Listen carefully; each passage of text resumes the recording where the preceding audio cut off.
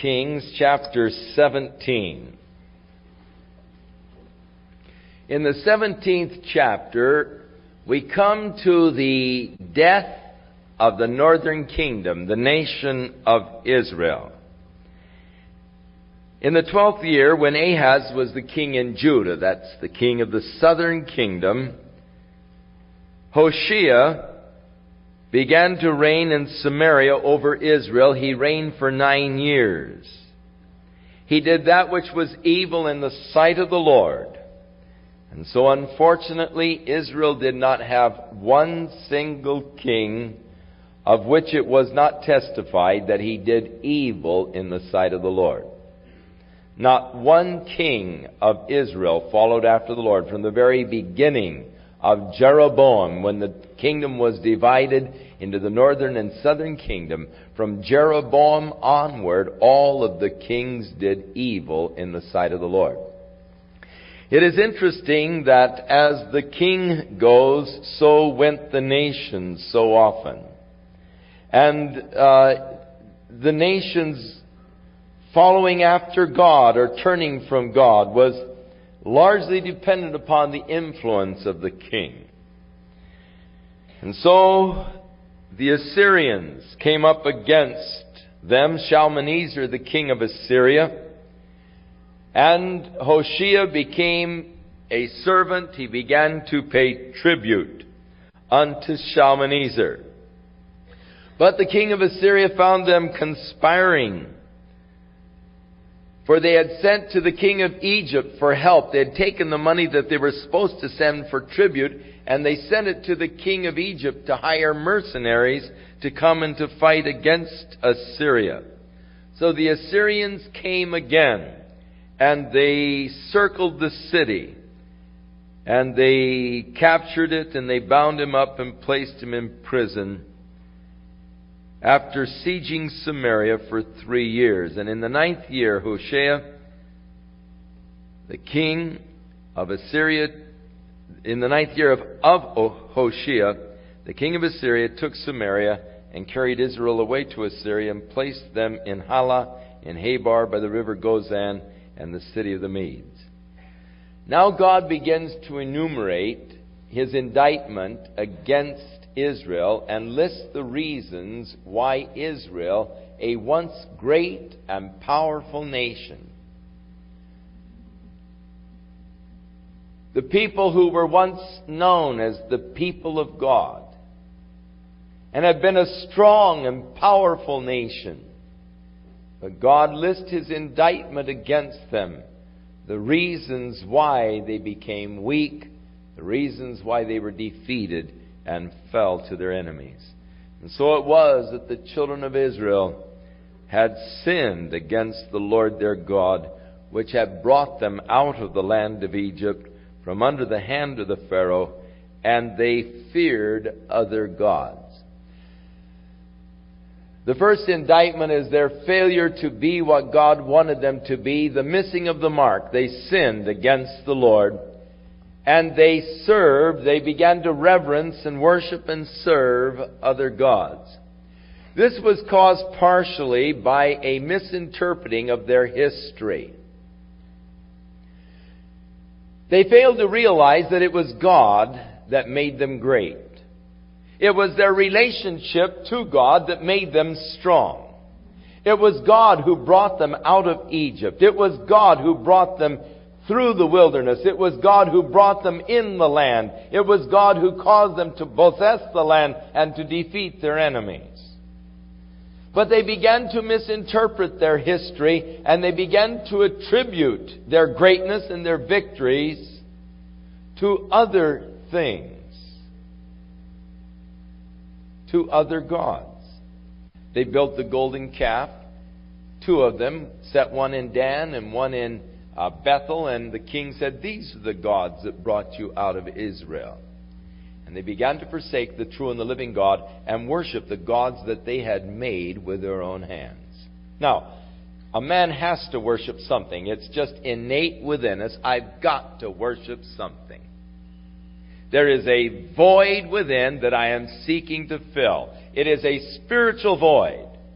I've got to fill it with something. And if I don't fill it with the true and the living God, I'm going to fill it with garbage. The garbage of nonsense. I will, as the humanistic philosophy says today, I will take my leap of faith. I must take the leap of faith.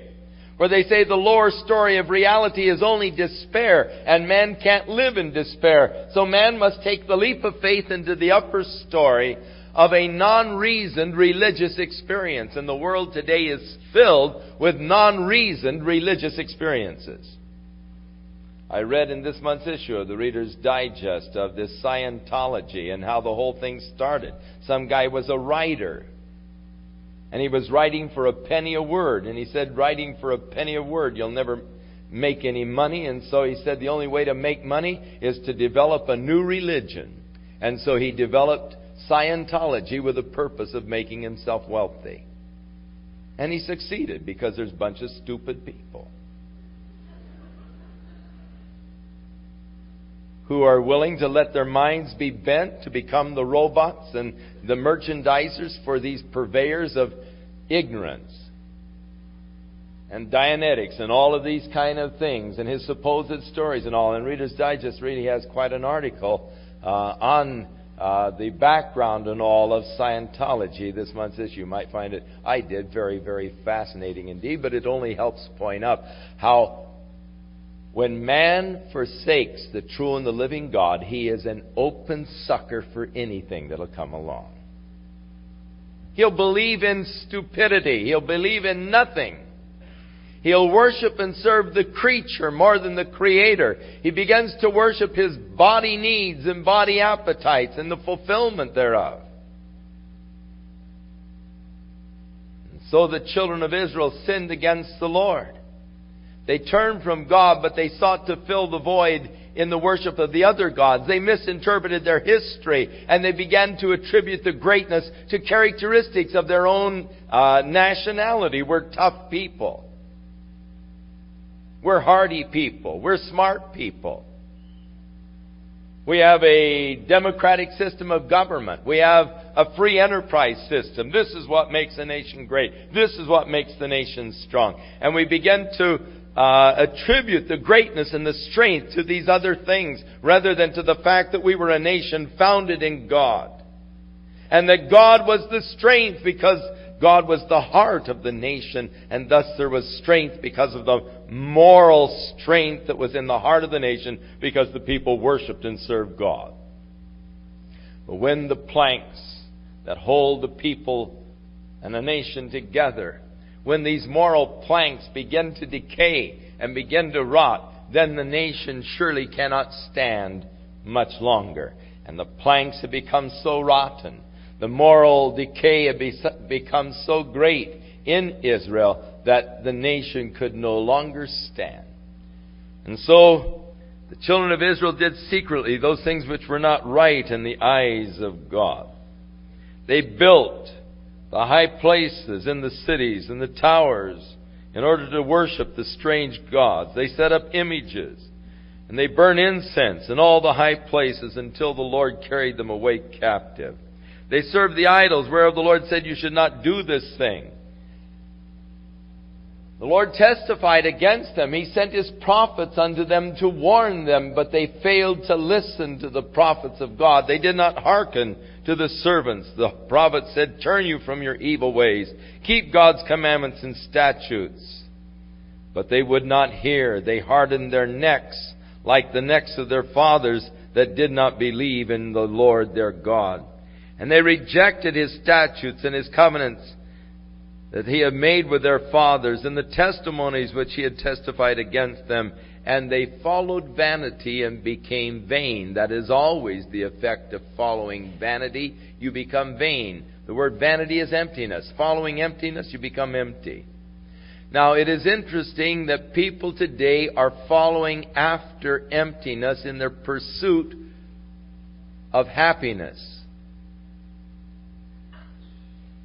It seems that the goal of man today is to be happy. And we all have in our own minds that mental concept of what it will take to make me happy. Happiness is. And each of you can finish that sentence yourself, because each of you have in your mind that which you think it would take to make you happy. Happiness is $1 million in the bank. The bank may fold tomorrow. Happiness is a yacht. Happiness is a house on Lido Island. Happiness is,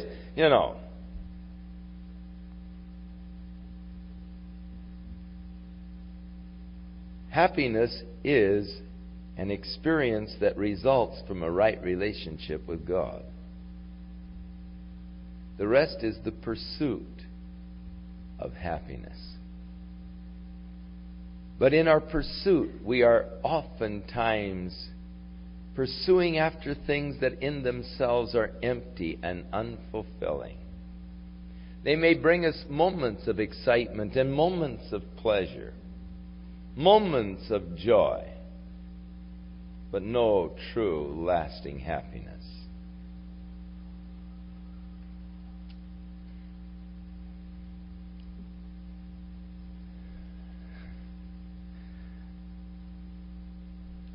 Through my mind races the college years and all of the things that we used to do for excitement and to have an exciting evening.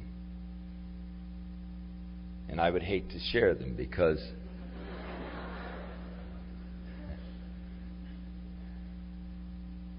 some young kids might get things in their mind they hadn't thought of before.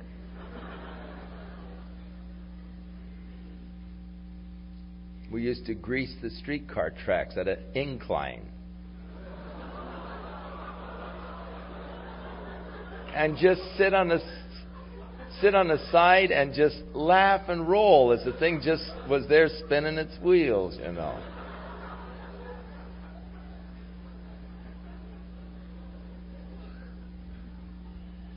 I only say that because the kids don't have streetcars anymore.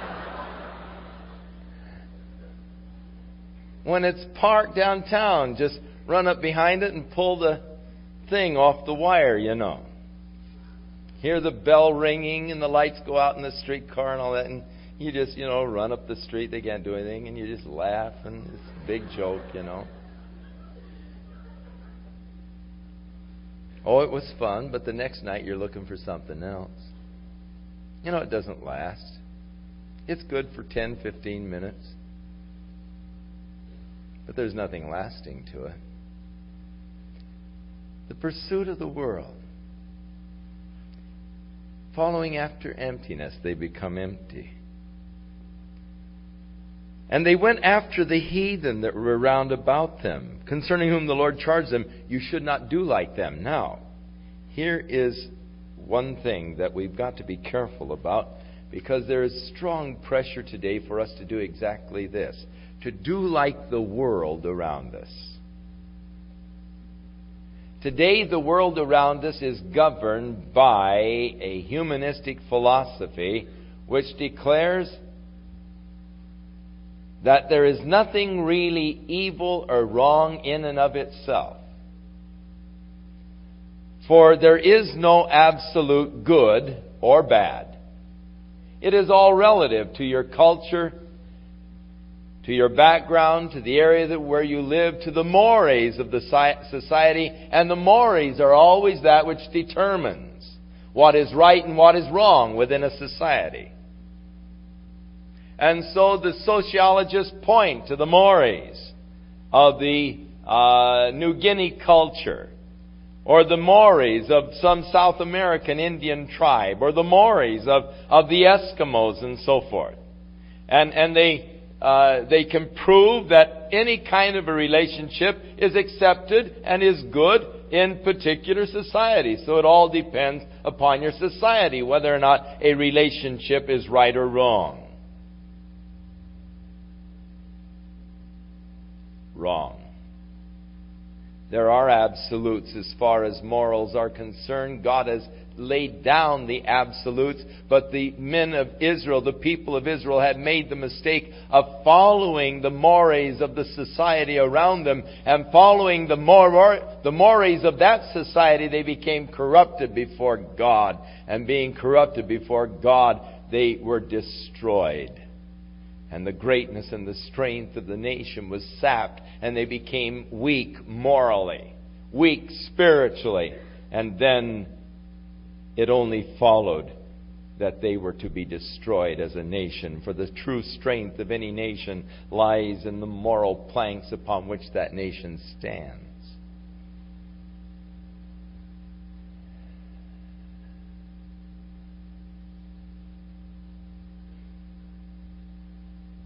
God sent His servants, the prophets. They cried out against the way the people were living, but they were accused of being bigoted, narrow-minded, old-fashioned, prudent. And the people would not hearken. And thus the nation fell. Now God had given them other warnings. God had allowed them to fall really in the battle even against small nations, not totally defeated, but they were once ruling over Moab, and the Moabites rebelled against them. The Moabites were not a big people, they were not a strong people. They were just a little nation, but Israel had become so weak, they could not subdue Moab and bring it back under their control.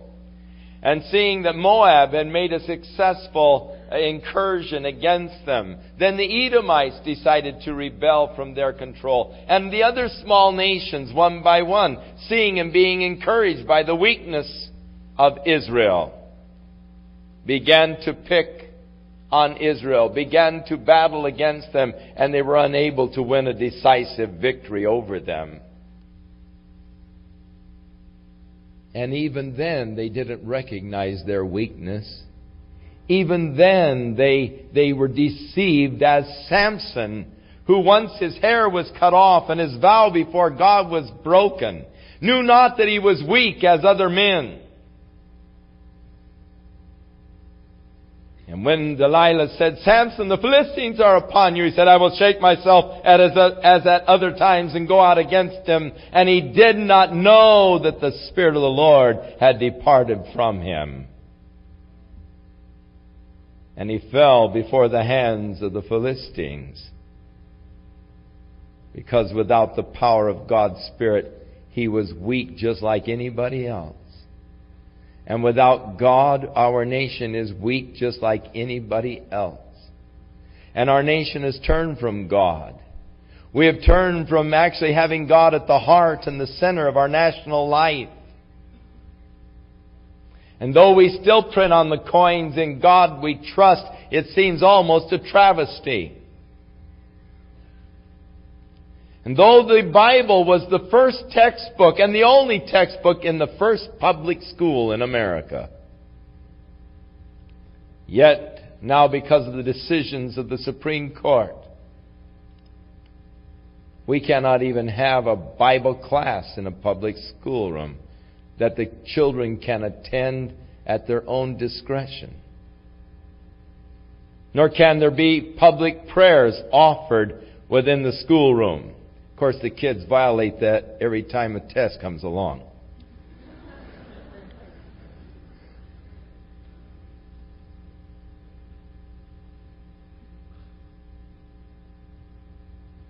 The nation has become weak.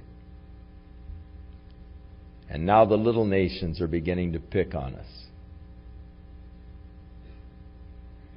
North Korea, unable to defeat them. In North Vietnam, they defeated us.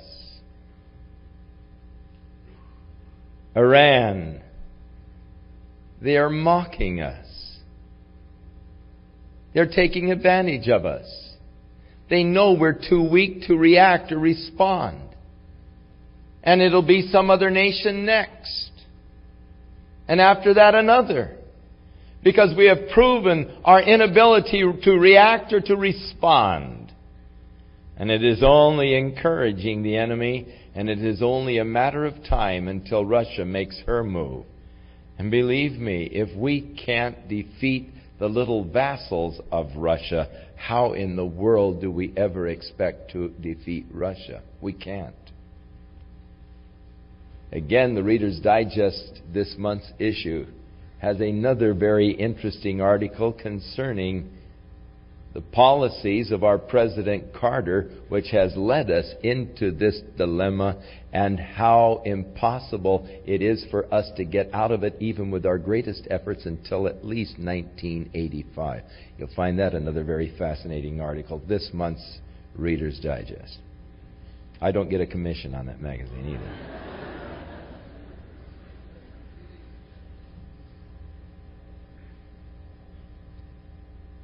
So the death of a nation. It's always sad. It's always tragic to see a nation that was once strong, once mighty, once glorious, to see it die. To watch it in its agony of death. To stand helplessly by and know there's nothing you can do.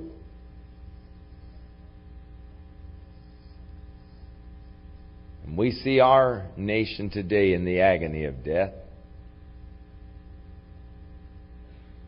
The same conditions that prevailed in Israel prevail in our nation today. We have turned our backs upon God. We have made materialism, pleasure, intellectual pursuits the master passions of our lives. And we've turned from the true and the living God, and we've become weak.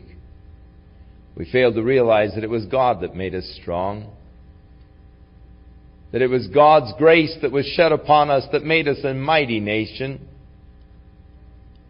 And we've begun to attribute the greatness to other things, and to declare the praises of the free enterprise system or of the democratic system of government and all, rather than to praise and thank God for His strength and what He has done.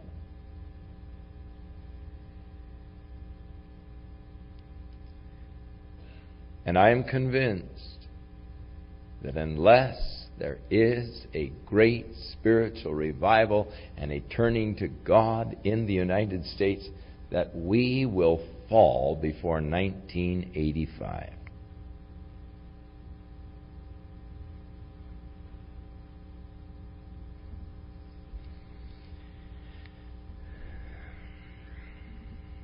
And so, God gives His indictment against them.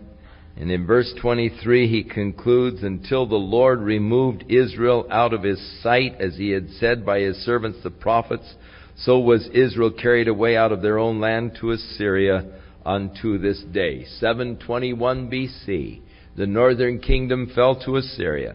And the king of Assyria had a practice of taking the people, all of them, out of the land and taking them to other places, scattering them and then repopulating them in strange places. It would be like if Russia should defeat us now, and they move all of the people out of the United States to various provinces in Russia, down into the area of the Caucasus, and down through the areas of Estonia and up through Latvia and into Siberia. And all of a sudden you're living in a city where maybe there are only 3 other Americans and there's 100,000 Russians. You can't speak their language, and everything is strange, a strange culture, and all. You're completely alienated. You're demoralized. There's no way you can get together to rebel against this kind of power. And thus was the practice of the Assyrians, so subduing their enemies that there is no recovering from it, as they repopulate them into other areas where they have no chance of getting together and forming a united kind of a rebellion against what has happened to them. And so thus happened with the nation Israel by Assyria, and they became scattered, the 10 tribes of the northern kingdom. Now, the Assyrians then took other nations that they had conquered, and they brought the people from those other nations, and they established them in this strange area to them, the area of Samaria. Totally uprooted them, brought them into an area that they were totally unfamiliar with, and they set them in the area of Samaria. And so it was when these other people first began to dwell in the land of Samaria, the land of Israel there, the northern part, that they feared not the Lord. Therefore the Lord sent lions among them and began to destroy the people. And so they came to the king of Assyria and they said, "Hey, we don't understand the ways of the gods of the land. And lions and wild beasts are killing our people. So send someone to teach us the ways of the gods of the land so that we can live in that land." And so the king got one of the priests and he sent him back unto Samaria, and the priest taught them the ways of the Lord. And then there's a very interesting scripture. So it said, "And they feared the Lord, but served their own gods." Oh, what a picture of so many people today. They respect the Lord. They acknowledge the Lord. They give obeisance to the Lord. But they serve their own gods. They may even sing praises unto the Lord. They may listen to records about the Lord. They acknowledge the Lord, that He exists. But when it comes down to their life and their lifestyles, they're actually serving other gods. Now, Jesus said no man can serve two masters. You're either going to love the one and hate the other, or hold to the one and despise the other. And you cannot serve God and Mammon, which was, of course, another god of those days. The god of power, represented by money. How many people today reverence, fear the Lord, but yet they serve other gods? It's like Bob Dylan saying, you got to serve somebody. And it isn't the one that you really are reverencing so much as the one that you're actually serving that really counts. Who are you serving? Are you serving the gods of your own creation? Your own lust? Your own desires? Or are you serving the true and the living God, obedient unto His word and to His commands? And so a real paradox here. Fear the Lord, serve their own God.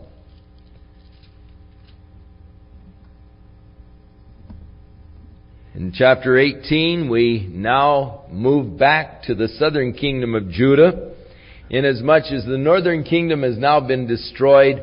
From the rest of 2 Kings on, we'll be dealing actually with now the southern kingdom of Judah, which still remains. And as we move south, we find that Hezekiah is coming to reign over Judah.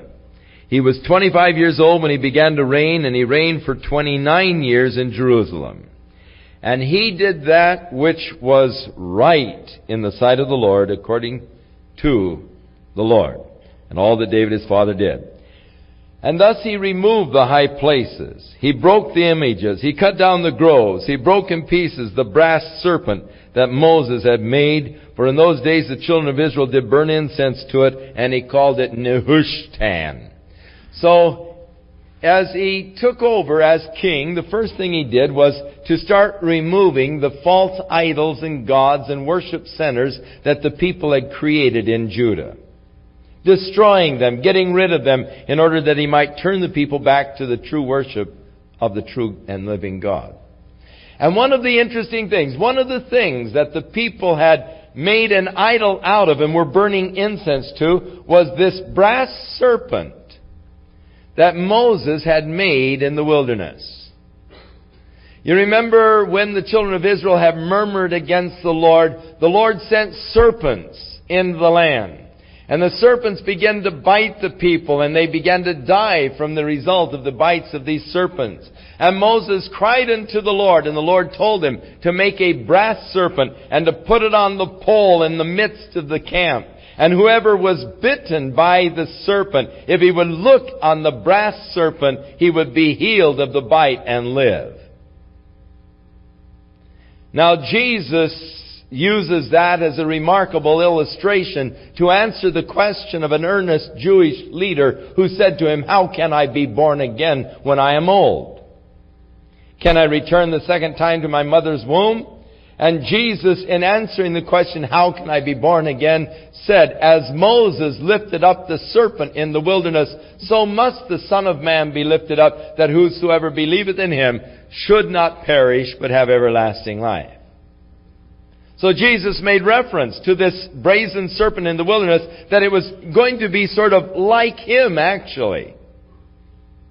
Even as Moses raised up the serpent. Now, of course, brass is always a symbol of God's judgment, and the serpent was a symbol for sin. The people sinned against the Lord in murmuring against the Lord. So the brass serpent there on the pole in the wilderness was a symbol that their sin had been judged. And if they would just look at the provision that God made, the brass serpent on the pole, and believe in that provision, they would be healed of the bites of the serpents and live. Even so, Jesus Christ on the cross is a symbol of God's judgment against our sins. And if we'll just but look to Jesus Christ, the crucified Lord, we will be forgiven our sins and we will live. So I am born again by believing on Christ, the fact that He bore my sins upon the cross. But the people had taken now this brass serpent, and they made a little shrine and an altar, and they had begun to worship it and burn incense to it. Now, whenever a man sets up an idol and begins to worship an idol, it tells us a couple of things about that man. Number one, it tells us that he has lost the consciousness of the presence of God. Whenever I have to have an idol, a worship center, that means I have lost the consciousness of God's presence. And I need something to remind me of God's presence. That's a sign of spiritual dullness. Paul the Apostle said, I know that you men of Athens are very religious people. I've seen all of your gods that you have through town and all of the altars that you have built. And I saw this one altar. I was interested in it because it had the inscription, "To the unknown God." He said, that's the God I want to talk to you about. For He is the God who made the heaven and the earth and everything that is in them. And in Him we live, we move, we have our being. Paul didn't need any idols. He was so conscious of God's presence that he realized that he was totally surrounded by God. I live in Him. I move in Him. I have my being in Him. I cannot escape Him. He surrounds me all the time. That kind of consciousness, you don't need a reminder. You don't need some little idol, some little trinket to remind you of His presence. Man is so prone to want something to worship, something I can see, some object. And it is a sign that he has lost the consciousness, something vital in his relationship with God, the consciousness of God's presence. But the second thing that an idol tells us is that somehow that man is longing to regain that which he lost. I want to be conscious of God's presence, and so I need this as a reminder because I'm longing for something that I have lost. The consciousness and the awareness of God. And so the children of Israel had made an idol out of this brass serpent. They had made it an object of worship. They were burning incense to it. Again, that folly of worshiping and serving the creature more than the Creator who is blessed forevermore. Hezekiah, when he came into the throne and as a king, as he began to destroy all of the false worship centers, he took this brass serpent and he broke the thing in pieces and he said, "Nehushtan." Now the word Nehushtan means a thing of brass. It's no god. It's a thing of brass. Oh, how we get attached to things. Oh, I always like to sit in that particular portion of church because there one night I felt the presence of God. Don't ever remove that pew, you know. And I'm only letting you know that the first of the month the pews are to be removed.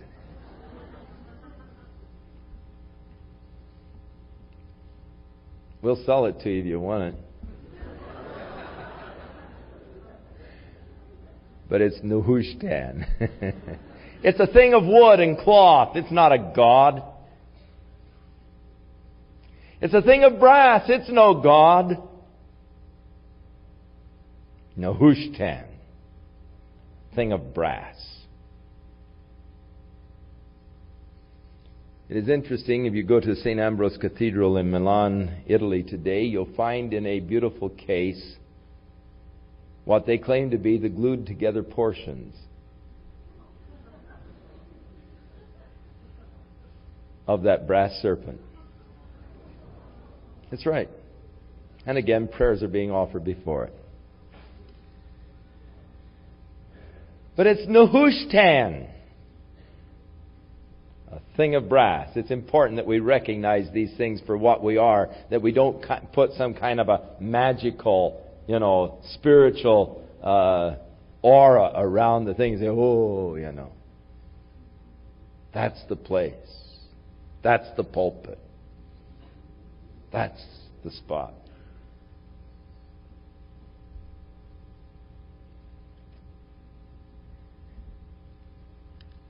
So Hezekiah initiated a tremendous religious reform, and he trusted in the Lord, the God of Israel, so that after him there was none among all of the kings of Judah that were like him.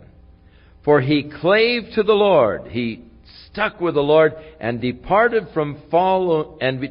not from following him, but he kept his commandments which the Lord commanded Moses, and the Lord was with him. And we get into 2 Chronicles, when Asa had come back from his victory over the huge force of the Ethiopians, the prophet met him and said, "The Lord is with you while you'll be with him. And if you seek him, he will be found of you. But if you forsake him, he will forsake you."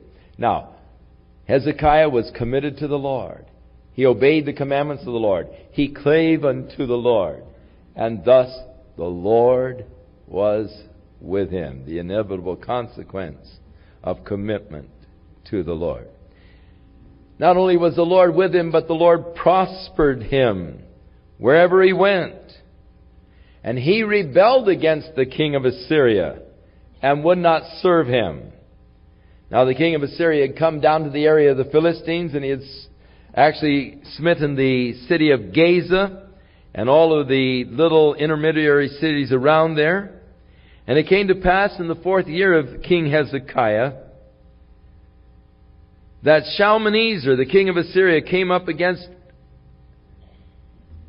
Samaria and besieged it. And at the end of 3 years they took it, which was the 6th year of Hezekiah.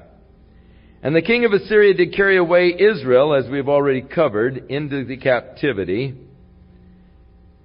because they obeyed not the voice of the Lord their God, but transgressed his covenant. And in the 14th year of Hezekiah, this Sennacherib, the king of Assyria, came against the fenced cities of Judah and took them. And Hezekiah the king sent to the king of Assyria, and saying, "I have offended, return from me. That which you put on me I will bear." In other words, he was offering to surrender unto Sennacherib. And so he laid upon Hezekiah a tribute of 300 talents of silver and 30 talents of gold. And Hezekiah gave him the silver that was there in the house of the Lord, the treasures of the king's house. And at that time he cut the gold from the doors of the temple and from the pillars which had been overlaid. He gave it to the king of Assyria. And the king of Assyria then sent a couple of fellows, emissaries, Tartan, Rabsaris, and Rabshakeh, to the king Hezekiah, and they came with threats from the king of Assyria. They came to the wall, and Hezekiah's prime minister went out, and these guys began to call up unto them. And they said to the Rabshakeh said unto them, Speak unto Hezekiah, and say to him, Thus saith the great king, the king of Assyria, What is this confidence wherein you're trusting? You say, but they are vain words, I have counsel and strength for the war. Now on whom do you trust that you're rebelling against me? Now behold, you're trusting upon the staff of the bruised reed, upon Egypt, which if even a man will lean upon it in his hand, it will pierce his hand. So Pharaoh, the king of Egypt, and all of those who trust in him. But if you say to me, We trust in Jehovah our God, is it not he whose high places and whose altars Hezekiah has taken away, and has said unto Judah and Jerusalem, Ye shall worship before this altar in Jerusalem? Now that shows how, of course, little the people understood Jehovah God. He thought that all these high places and altars that were actually pagan altars that were built throughout the land were built unto Jehovah. How much people outside really misunderstand often our devotion of Jesus Christ, our worship of Him. And this guy is saying, you say you trust in Jehovah, but Hezekiah tore down all of his altars and all, and said you should worship only at this altar in Jerusalem. Wrong. He did not tear down the altars of Jehovah, but only the false pagan altars that were there in the land. Now he said, I'll tell you what we'll do. Pay us some money and we'll give you 2,000 horses and see if you can find enough riders to put on them. And we'll send the weakest captain that we have and he'll wipe you out. I mean, really boasting and really threatening these people. And he said, tell you what, I'm come up against this place to destroy it because Jehovah told me to come. And so the guy is there blaspheming God and threatening the people. And these two guys on the wall said, hey, fellas, don't talk to us in Hebrew. We understand the Assyrian language. Talk to us in Assyrian language, and we will relay the message to Hezekiah. And Rabshakeh said, no, the king didn't send me to talk to the king, but to these men who sit on the wall. And he continued to talk in Hebrew now, threatening all these guys that were sitting up there on the wall in their Hebrew tongue and saying, hey, don't listen to Hezekiah. He tells you the Lord's going to help you. Don't believe it. You think that God can deliver you out of our hands? Where are the gods? All of these nations, we've conquered all them. Their gods were no value to them, and your God will be no value to you. And really began to threaten the people there that were on the wall. And yet the people did not answer them because Hezekiah the king had commanded, don't answer them anything. So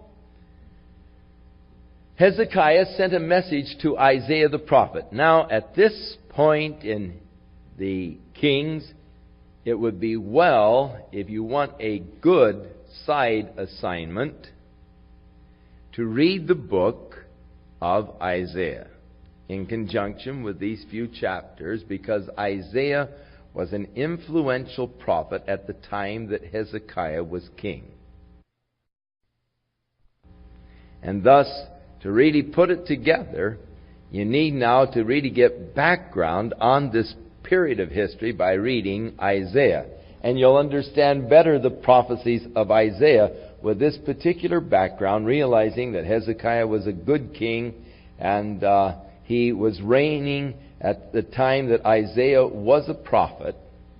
And Isaiah had a great influence, and Isaiah was really the prophet to whom Hezekiah sought for advice. So it came to pass when Hezekiah heard the words and the threats and the blasphemy that he tore his clothes, covered himself with sackcloth, and went to the house of the Lord.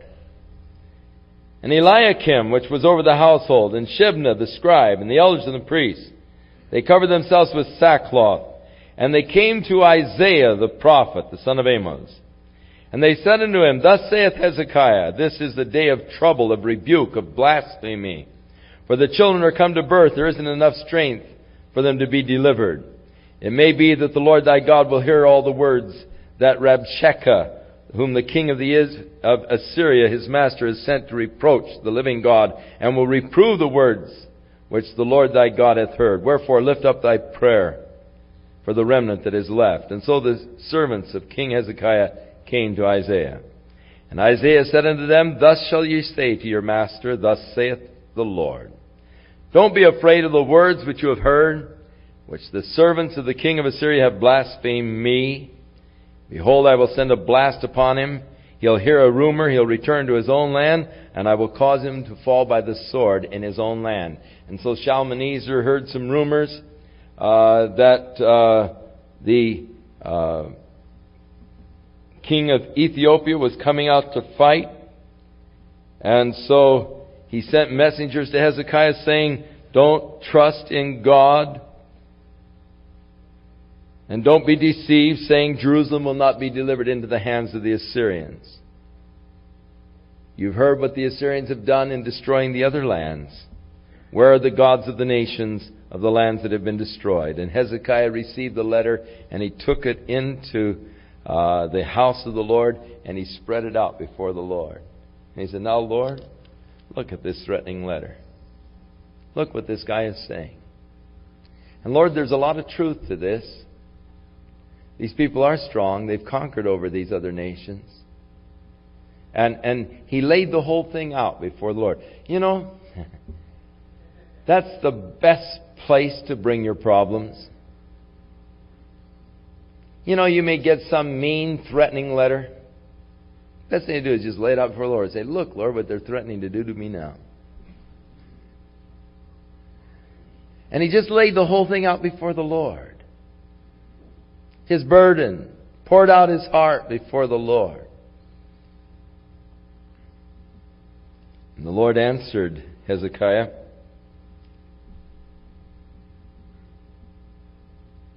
through Isaiah, and he said, That which you have prayed to me against Sennacherib, the king of Assyria, I have heard. And God gives this prophecy against him, saying that actually he has blasphemed against the Lord and against the God of Israel. And thus the Lord said, I will put my hook in the nose and my bridle in your lips, and I will turn thee back by the way which you came.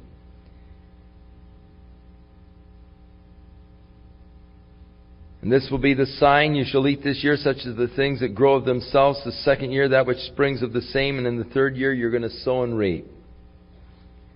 The people have been shut up. There was a famine.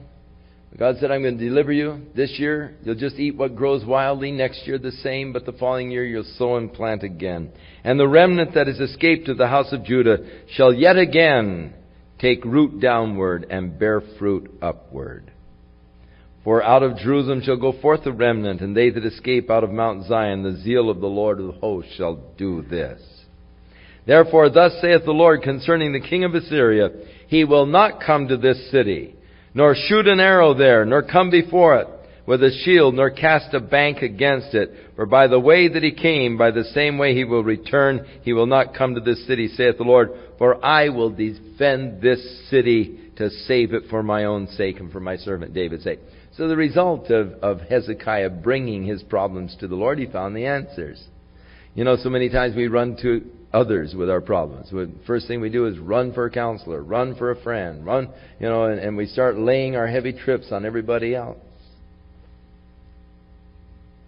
The Bible says, cast all your cares upon Him, for He careth for you.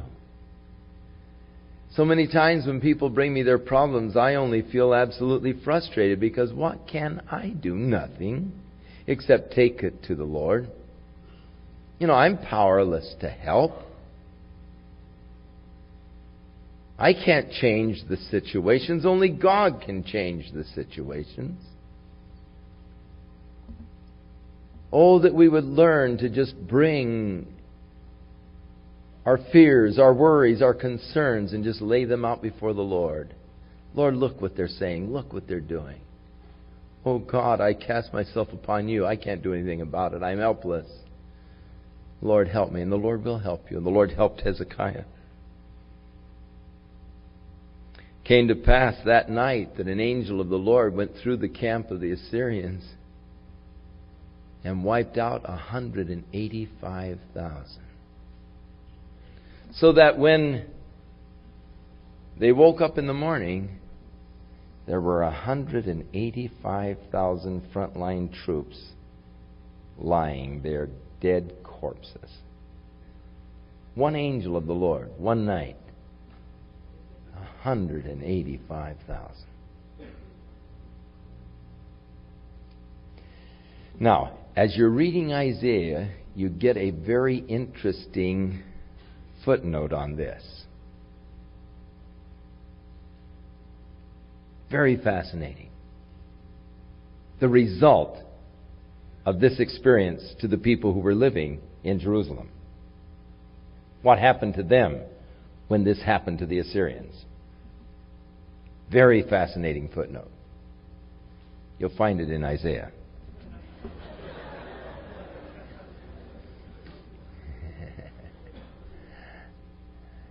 He said, fear gripped the hearts of the sinners in Zion. Terror took hold on the hypocrites. And they said, who among us can dwell in the midst of this devouring fire? To see what the fire of God did to the Assyrians made all the sinners terrified. They said, who among us can dwell in the midst of this devouring fire? Or that word dwell could also be translated, who among us can approach? Or another place is translated, who among us can flee from this devouring fire? Now, here's again where God is seen as a symbol of a devouring fire. Our God is a consuming fire, we read in Hebrews.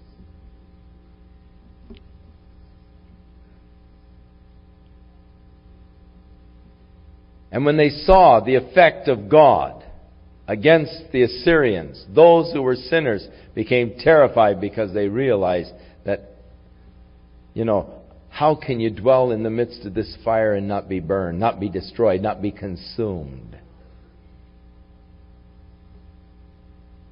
They saw the effect of the fire of God. Now, that's another message, so we'll get that when we get to Isaiah. And so Sennacherib, the king of Assyria, returned back to Assyria. And while he was worshiping in the house of Nisroch, his god, his sons assassinated him. Now in those days, Hezekiah was very sick. Actually, he was dying. And Isaiah came to him and said, thus saith the Lord, set your house in order, for you're going to die and not live. The word of the Lord from Isaiah to Hezekiah. Set your house in order, you're going to die and not live. And so Hezekiah turned his face to the wall and he prayed unto the Lord. And he said, I beseech you, O Lord, remember now how I have walked with you in truth with a perfect heart, and I've done that which is good in your sight. And Hezekiah just really wept before God. So it came to pass, when Isaiah was leaving, as he was going through the middle of the court, the Lord said, go back and tell him,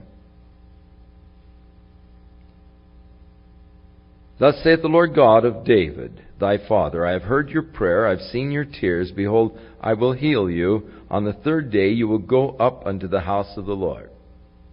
I've heard your prayer, see your tears. Okay, you'll be healed. In 3 days you'll be going up to the house of the Lord. And I will add to your life 15 years.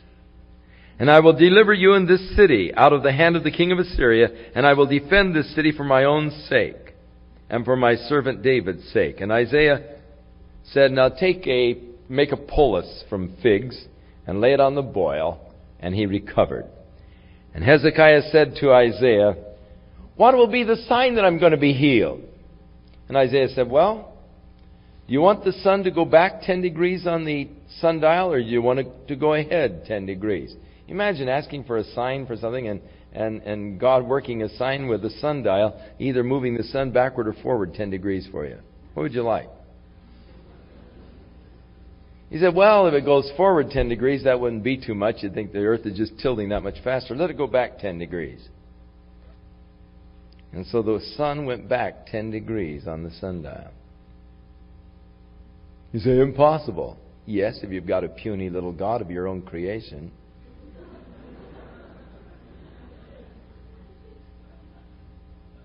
But if you can believe the first verse of Genesis, why would you have any problem with that? In the beginning, God created the heavens and the earth. That's how big the God is that we serve. It is important that we remember that, especially when we pray over our little problems.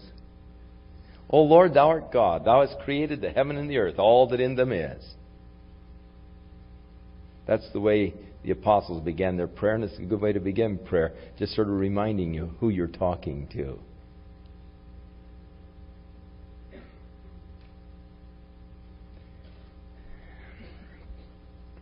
Now, there were emissaries that came from Babylon when they heard that Hezekiah was recovered from his sickness. And they came into Hezekiah and they said, oh, we're so glad that you're well. And Hezekiah said, oh, let me show you around. And he took them into the treasury. He showed them all the treasures, all of the gold and silver that was in the house of the Lord, all the treasures of the land. And so Isaiah came to Hezekiah and said, who were those fellows? Where did they come from? And he said, oh, they came from a long way off. They came from Babylon. What did they want? Oh, they wanted to tell me they were glad I was well. What did you show them? Oh, I showed them the treasures. What? How much? Oh, I showed them everything. He said, that's foolish. Because all of those treasures that you showed to them will be carried away captive to Babylon. Hezekiah said, well, that's good. He said, what do you mean that's good? He said, well, you said it won't happen in my days. So the rest, it's a strange way to look at it, isn't it? The rest of the acts of Hezekiah are recorded in 2 Chronicles and in Isaiah. An awful lot about Hezekiah in Isaiah. How he made this tunnel from the spring of Gihon to the pool of Siloam in order that they might have a fresh water supply when they were anticipating the attack from the Assyrians. And this conduit that he built the tunnel, and I've hiked through that tunnel on a few occasions. And you feel like you're hiking in history as you are walking through the water as the spring of Gihon flows through that and on out to the pool of Siloam. Now Manasseh was 12 years old when he began to reign. Manasseh was the son of Hezekiah. And here is something that I think is interesting for speculation.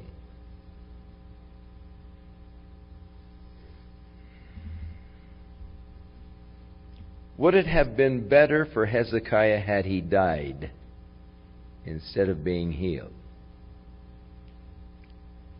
Was the healing of Hezekiah God's perfect will and plan?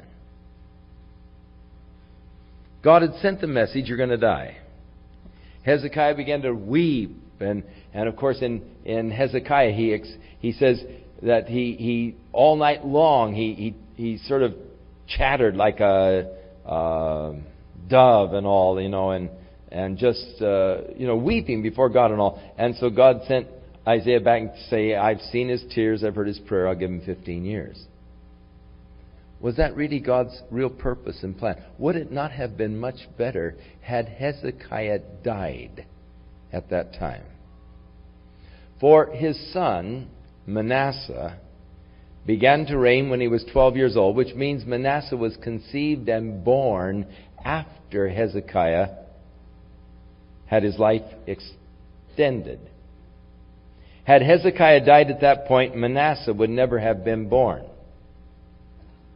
And I say that because we read concerning Manasseh, he did that which was evil in the sight of the Lord after the abominations of the heathen, who the Lord had cast out before the children of Israel. He built again the high places which Hezekiah his father had destroyed. He raised up altars for Baal. He made a grove, as did Ahab the king of Israel, and worshipped all the host of heaven and served them. He built altars in the house of the Lord, of which the Lord said, in Jerusalem I will put my name. He built altars for all the hosts of heaven in the two courts of the house of the Lord. He made his sons to pass through the fire. He observed times, used enchantments, and dealt with familiar spirits and wizards. He wrought much wickedness in the sight of the Lord to provoke him to anger. Made the graven images, and it was because of Manasseh's leading the people into such depths of sin they could never recover, and thus Judah fell as the result of Manasseh's leading them to the depths of sin. Now, what would have happened to the nation had Hezekiah not insisted in prayer that God heal him? The whole story of the nation could have been much different. The whole history could have been much different. But here's a man insisting with tears, begging, oh God, heal me, please. Heal me. Don't, Lord, I've served you, I've loved you, I've done so. Please heal me, God.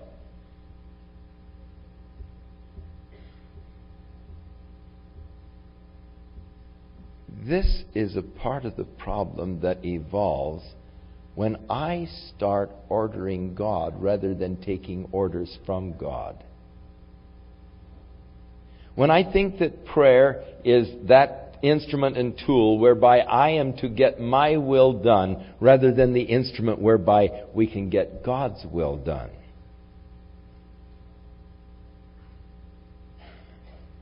I wonder how much damage is done by these insisting prayers that we hear so much about today.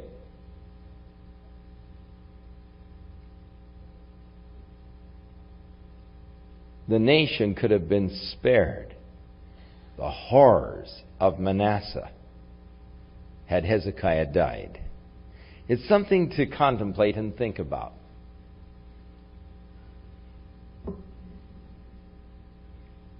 I don't have any answers for it. It's just something to think about. But Manasseh was an extremely wicked king. God testified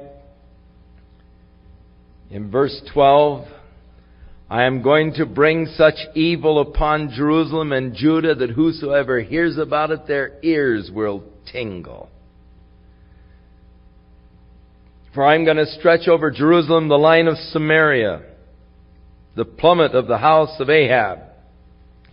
I will wipe Jerusalem as a man wipes a dish, wiping it and turning it upside down. And I will forsake the remnant of mine inheritance and deliver them into the hand of their enemies, and they shall become a prey and a spoil to all their enemies, because they have done that which was evil in my sight and have provoked me to anger, and so forth. Now, in the New Testament, we read of the prophets of God, men of faith, in Hebrews chapter 11, men of great faith who stopped the mouths of lions, who survived through the fires, and yet it says they were stoned, they were sawed in two. According to tradition and extracurricular scriptures, Isaiah was the man referred to who was sawed in two.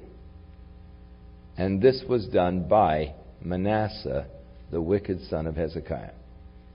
This glorious prophet Isaiah, he had him sawn in two.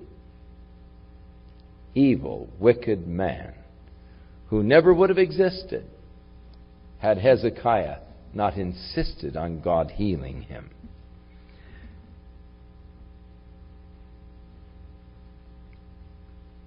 Manasseh died, was buried in the garden of his own house, and his son Ammon reigned in his stead. He was 22 years old when he began to reign. He reigned for 2 years in Jerusalem. And he did that which was evil in the sight of the Lord, walking after the ways of his father Manasseh.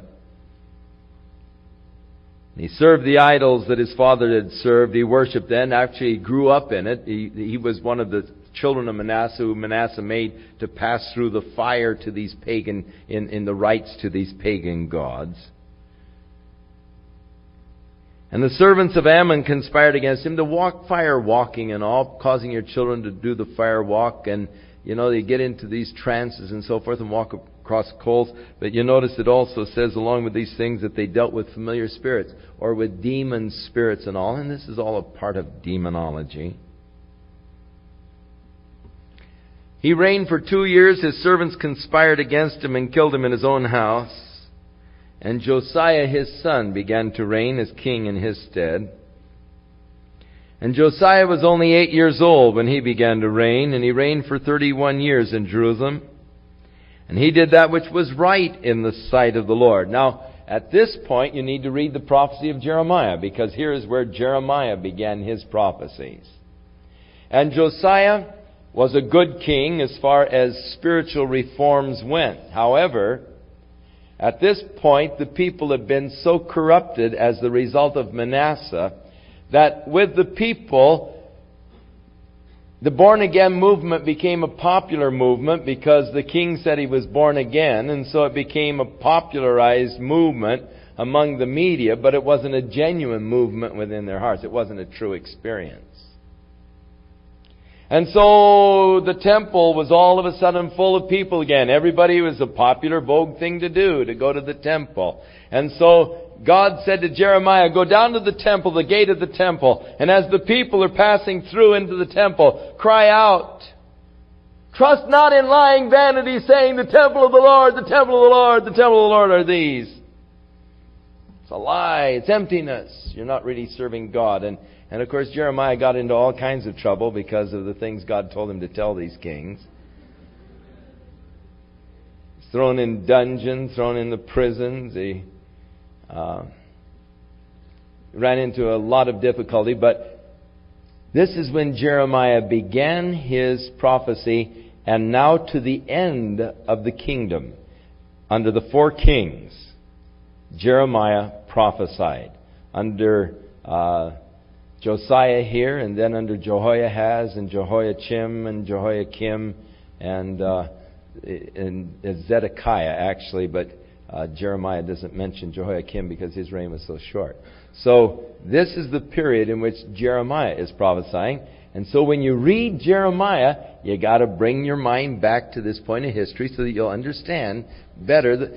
As you go through the Bible more and more, as you start to put it together, it helps in understanding. You'll understand Jeremiah better if you can put it with this portion of history, and you'll understand this portion of history better if you read the commentary on it by Jeremiah. So that's where the Bible starts coming together, and the cumulative knowledge of the Bible begins to really develop, and you really begin to understand the thing a lot better. As you take these pieces of the puzzle and you start fitting them together, you begin to get the whole picture. As long as you're just looking at one little piece of the puzzle, you say, man, I wonder where in the world that goes. How does that fit? It's a weird shape, and those are weird colors. And you study it, and you can study it for a long time and still not understand it very well. But when you start putting and linking the pieces together, and the faces and everything begins to take shape, you say, oh, yeah, I see that. Oh, right, and it begins, but you've got to start putting the pieces together. And so, when you get to Jeremiah, put it back to here or jump ahead. Wouldn't hurt you to read Isaiah and Jeremiah this week.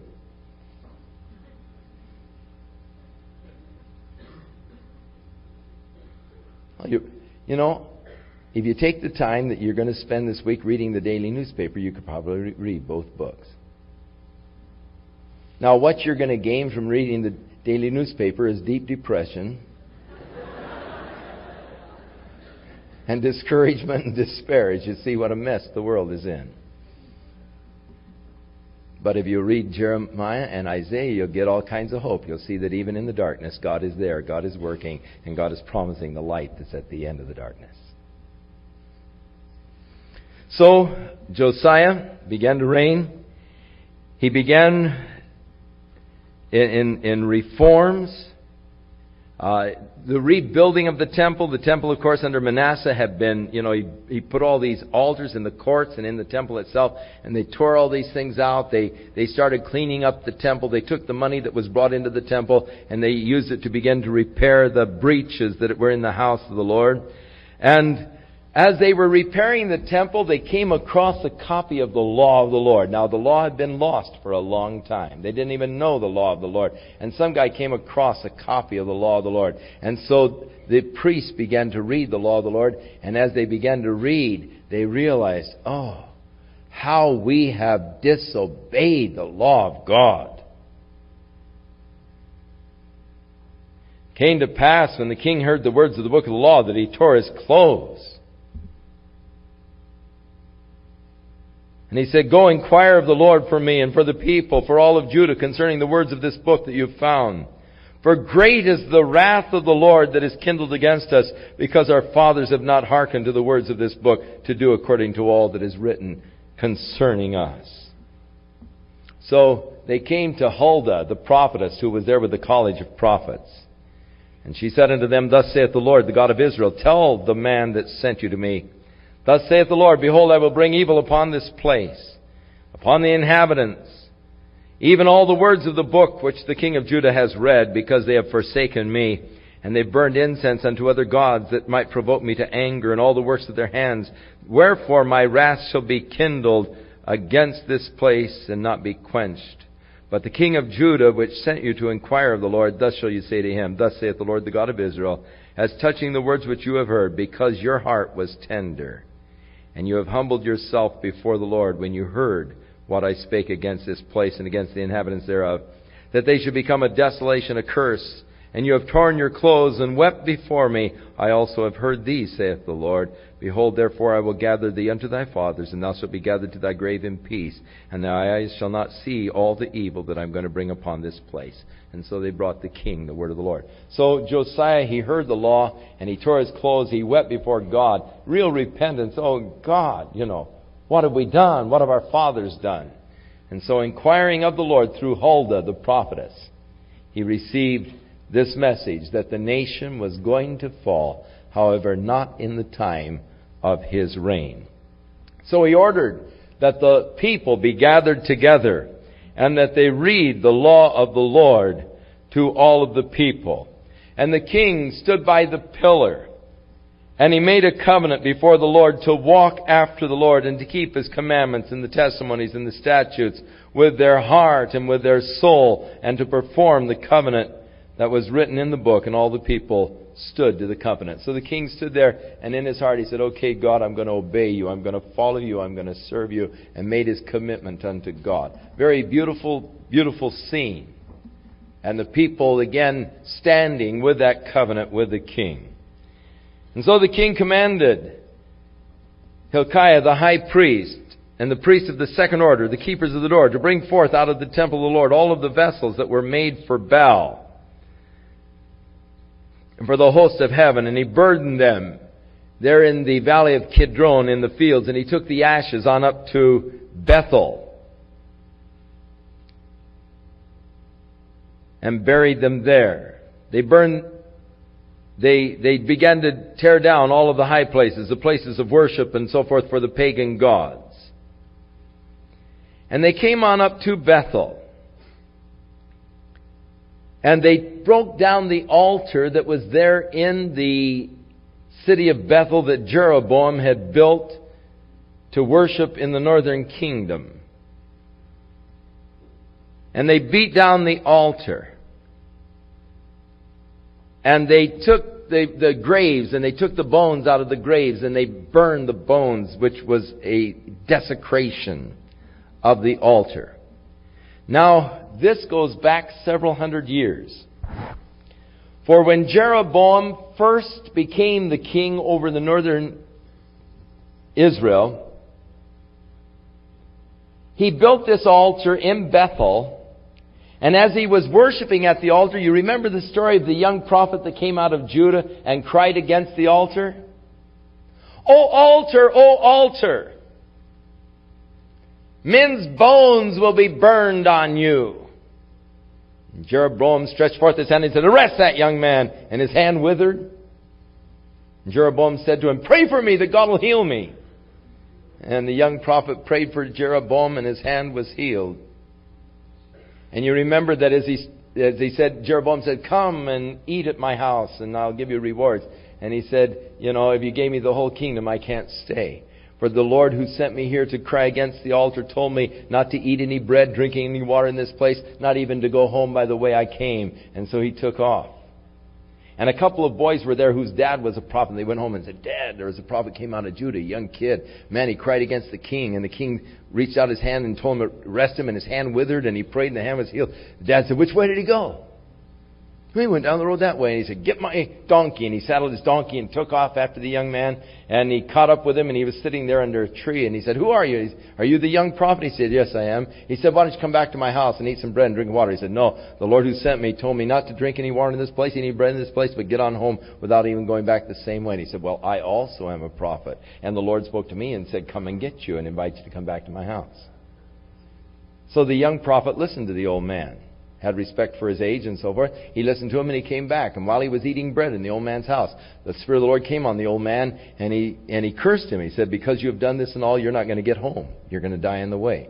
And so as the young prophet left, a lion attacked him and killed him.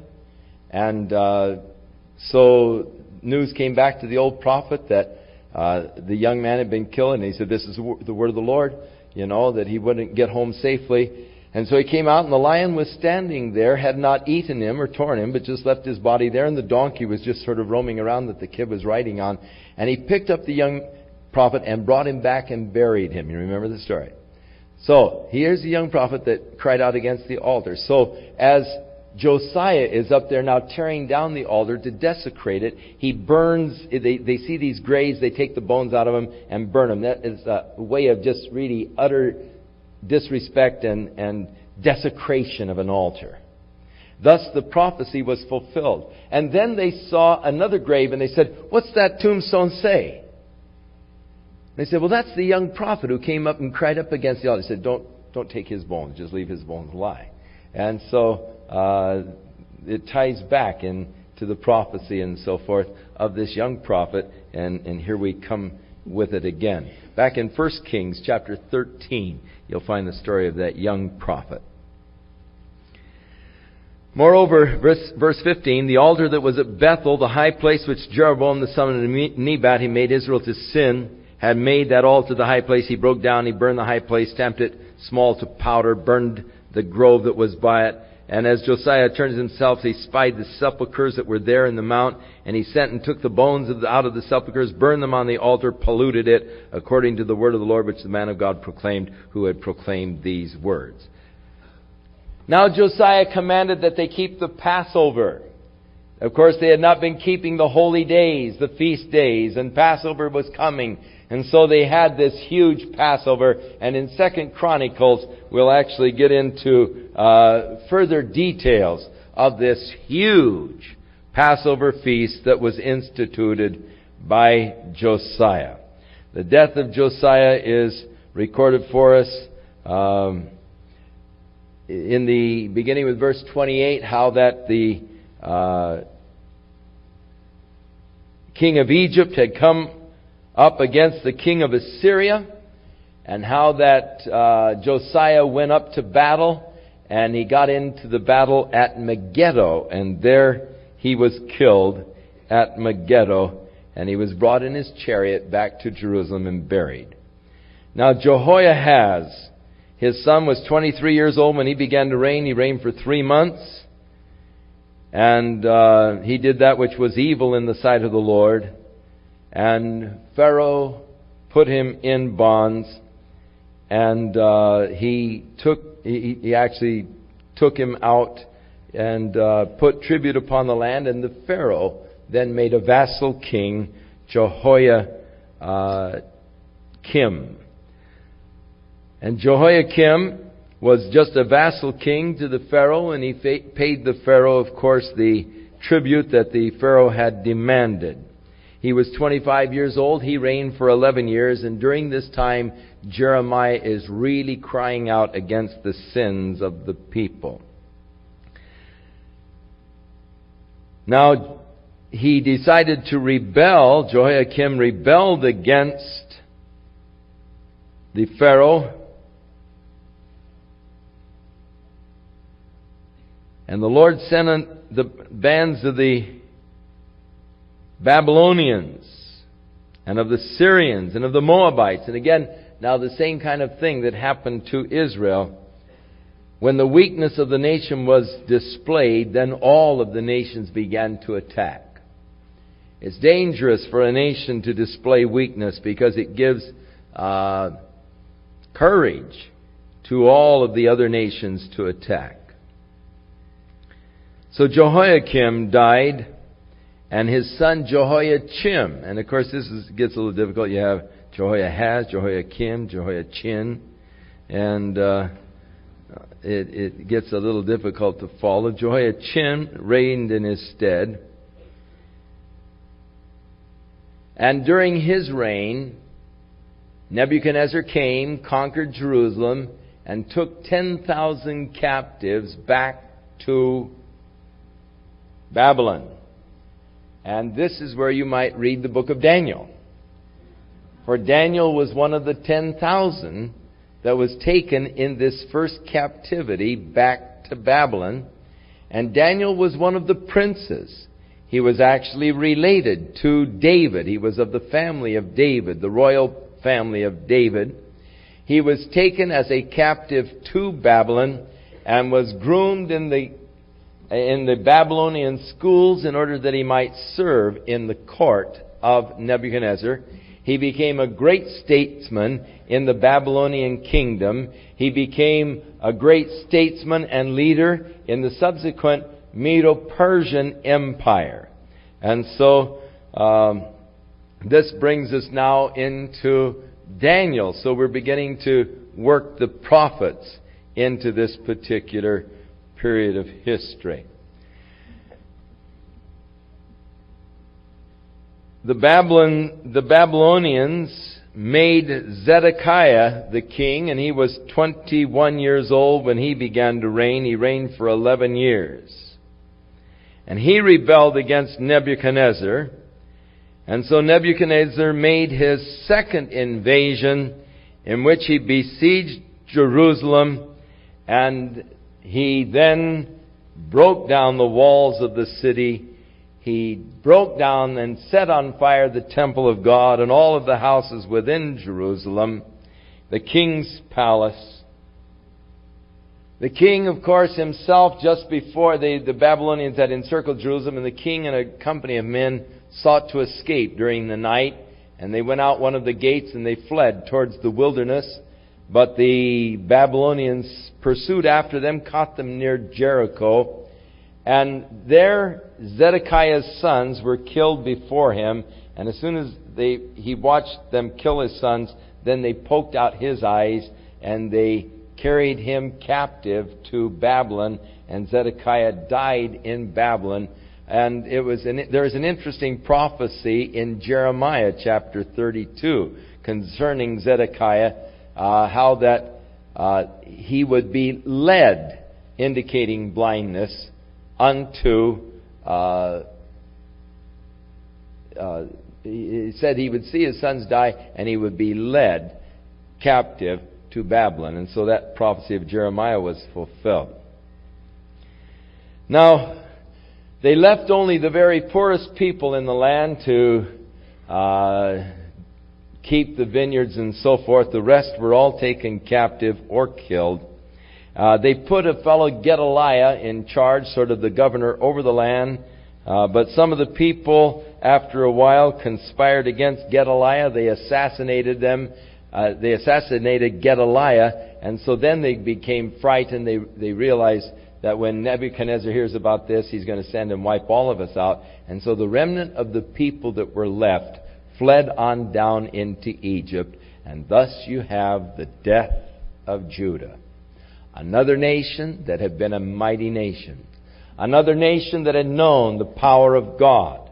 Another nation that was created by God And as long as God was at the center of the nation, they were strong and victorious. But when they failed and turned from God, they became destroyed by their enemies, and the nation ceased to exist as such. Now, for 70 years, Jeremiah prophesied they would be in Babylon in captivity. And again, you really need Jeremiah as a background to this particular period of history. Also, of course, now as you get into Babylonian captivity, you need the prophecies of Ezekiel and Daniel and so forth. And these all are good background for this particular point of history. As we start into the books of the Chronicles of the Kings of Judah, you remember that all the way through from 1 Samuel till now, we have been reading, and the rest of the Acts, are they not recorded in the Chronicles of the Kings of Judah? So you're going to get further details on a lot of the kings of Judah, not on the kings of Israel.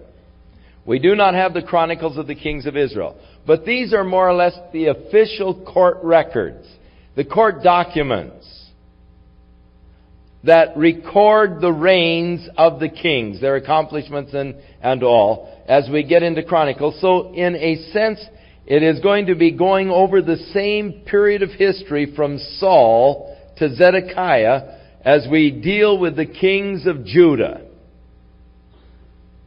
But yet we will get further insight and details on many of the kings. Much of the insight and detail is very valuable and very interesting, and I think you'll enjoy the books of 1st and 2nd Chronicles as we deal now with the Chronicles of the kings of Judah. And so your assignment, of course, is to go ahead and start reading 1st Chronicles, along with Isaiah, Ezekiel, Daniel, and Jeremiah. Might as well be smart. No premium on being dumb. May the Lord give you an especially good week this week. Oh, may God deliver you from the power, the strong power of your own fleshly desires that would drag you down and cause you to live like other men in the world around. But may you live a life that is pleasing unto the Lord.